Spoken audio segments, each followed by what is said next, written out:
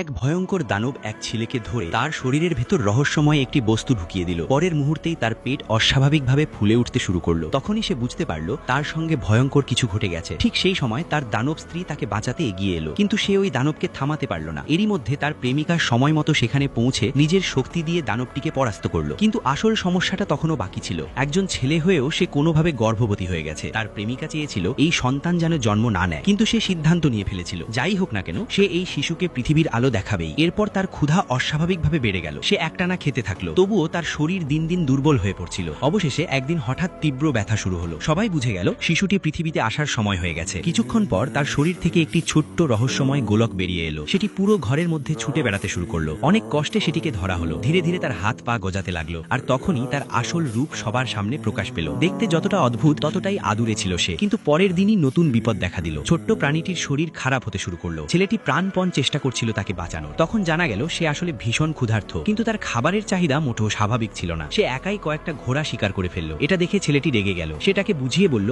এমন কাজ আর কখনো করা যাবে না। এরপর সে তাকে সবজি খাওয়ার অভ্যাস করানোর চেষ্টা করলো, কিন্তু সেটাও কোনো কাজে এলো না। ঠিক তখনই তার শরীরে আরেকটা অদ্ভুত পরিবর্তন দেখা দিল। হঠাৎই সে মটরশুটির গাছের মতো দেখতে হয়ে গেল। তার নতুন শক্তি দেখে দুজনেই অবাক হয়ে গেল, কিন্তু তাদের হাতে সময় খুবই কম ছিল। অনেক মানুষ তাদের পিছু নিয়েছিল। তাই ছোট্ট দানবটির জন্য নিরাপদ একটা মনস্টার অ্যাডপশন সেন্টার খুঁজে বের করতেই হতো। তার প্রেমিকা তাকে নিজেদের কাছেই রাখতে চেয়েছিল, কিন্তু ছেলেটি জানতো এটা মোটেও সহজ হবে না। সে ভালোবাসা দিয়ে ছোট্ট দানবটির সঙ্গে কথা বলল। খেলতে খেলতেই তাকে একটা খাঁচার ভেতরে নিয়ে গেল। তারপর ধীরে ধীরে সেখান থেকে চলে যেতে লাগলো। সম্ভবত ঠিক তখনই ছোট্ট দানবটি সব বুঝে ফেলেছিল। সে দৌড়ে তার দিকে আসতে চাইল, কিন্তু খাঁচা থেকে বের হতে পারল না। সে অসহায় হয়ে বসে রইল আর ছেলেটিকে দূরে চলে যেতে দেখলো। কিছুক্ষণ পর তার চোখ ভরে উঠল অশ্রুতে। সত্যি বলতে ছোট্ট দানবটিকে পিছনে ফেলে আসাটা ছেলেটির জন্য কোনো শাস্তির চেয়ে কম ছিল না।